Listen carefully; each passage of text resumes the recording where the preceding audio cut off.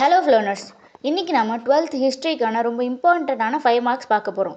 இந்த 21 5 மார்க்ஸ் நீங்கள் நல்லா தரோவாக படித்தாலே உங்களால் 5 மார்க்ஸ் கண்டிப்பாக நம்ம அட்டன் பண்ண முடியும். ஸோ இதுலேயே நமக்கு 20 மார்க்ஸ் வந்துடும்.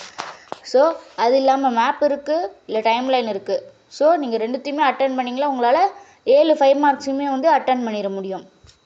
என்னென்ன 5 மார்க்ஸை நான் படிக்கிறேன், நீங்கள் இதெல்லாம் படிச்சிட்டிங்களான்னு ஒரு வாட்டி ரிவைஸ் பண்ணி பாருங்கள். படிக்கலைன்னா திரும்ப நோட்ஸ் எடுத்து படிங்க. Question number 1. பிரிட்டிஷ் இந்தியாவில் தேசிய உணர்வு தோன்ற காரணமாக சமூக பொருளாதார காரணிகளை ஆய்க. 2வது கொஷின். இந்திய தேசிய இயக்கத்தில் லால் பால் ஆகிய மூவரின் பங்கிணைப்பினை மதிப்பிடுக. 3வது கொஷின். தமிழ்நாட்டில் சுதேசி இயக்கத்தின் செயல்பாடுகள் குறித்து எழுதுக. 4வது.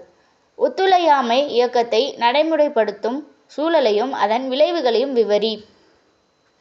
ஒத்துழையாமை இயக்கத்தில் இருந்து சட்ட மறுப்பு இயக்கம் எவ்வழிகளில் மாறுபட்டிருந்தது. 6வது கொஷின். இந்திய விடுதலை போரில் மகாத்மா காந்தியடிகளின் பங்கினை மதிப்பிடுக. 7. வெள்ளையனே வெளியேறு இயக்கத்தின் போக்கினை விவாதிக்கவும். 8வது கொஷின். ராஜாஜி திட்டம் பற்றி ஒரு பத்தி எழுதுக. 9வது கொஷின். இந்திய விடுதலை இயக்க வரலாற்றில் கப்பற்படை கழகம் ஒரு சிறப்பான அத்தியாயம் என ஏன் கருதப்படுகிறது. 10. சுதேச அரசுகளை இந்திய ஒன்றியத்துடன் இணைப்பது தொடர்பாக ஏற்பட்ட பிரச்சனைகள் என்ன, அவற்றை எவ்வாறு திறமையாக பட்டேல் மற்றும் நேரு கையாண்டனர் என்பதையும் விளக்குக. 11வது கொஷின். சுதந்திர இந்தியாவில் ஏற்பட்ட கல்வி முன்னேற்றம் குறித்து மதிப்பிடுக. 12வது.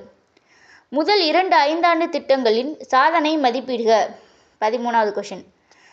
இந்திய விடுதலைக்கு பின் ஏற்பட்ட அறிவியல் ஆராய்ச்சி மற்றும் தொழில்நுட்ப நிறுவனங்கள் வளர்ச்சி குறித்து ஆய்க. 14வது கொஷின்.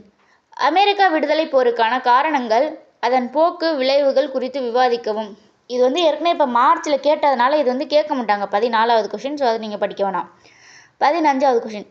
தொழில் புரட்சி ஏன் முதலில் இங்கிலாந்தில் தொடர்கிறது, நவீன சமூகத்தின் மீது அது என்ன தாக்கத்தை ஏற்படுத்தி உள்ளது. 16. இத்தாலி இணைவு எவ்வாறு சாத்தியமாக்கப்பட்டது. 17. ஒருங்கிணைந்த ஜெர்மனியின் உண்மையான வடிவமைப்பாளர் பிஸ்மார்க்கே என ஏன் சொல்லப்படுகிறது. 18வது கொஷின். முதல் உலகப் போரின் காரணங்களையும் விளைவுகளையும் கணக்கிடுக. 19. 2ஆம் உலகப் போரின் விதைகளை வெர்சைல்ஸ் ஒப்பந்தமே தூவியது என்பதை தகுந்த காரணத்தோடு விளக்குக. 20வது கொஷின்.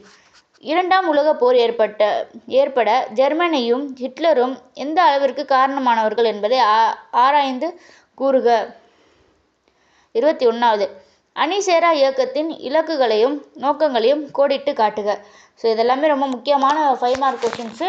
ஸோ இதில் மொத்தம் 20 கொஷின்.